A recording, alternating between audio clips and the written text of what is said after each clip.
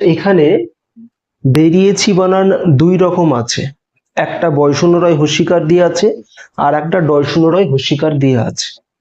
দুটি শব্দের দুই রকম অর্থ আছে। বানানের পরিবর্তনের সঙ্গে সঙ্গে শব্দের অর্থেরও পরিবর্তন হয়। এই যে বেরিয়েছি বয়শূন্যরয় হস্যিকারে আছে, এর অর্থ হচ্ছে কোনো কিছু থেকে বাইরে যাওয়া।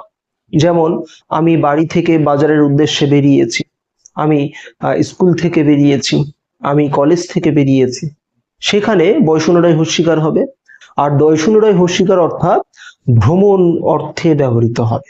যেমন আমি দার্জিলিং এ বেড়াতে গেছি, ডয়শূন্যরয় হস্যিকার হবে, ডয়শূন্যরয় আকার হবে সেখানে।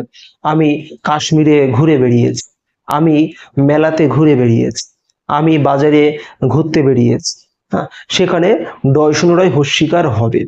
আর কোনো কিছু থেকে বাইরে যাওয়া, যদি বলি যে আমি দার্জিলিং থেকে কলকাতার উদ্দেশ্যে বেরিয়েছি, তখন হস্যিকার হবে। মানে কি, তার উদ্দেশ্য কলকাতায় আসা, সে দার্জিলিং থেকে কলকাতার উদ্দেশ্যে বেরিয়েছে।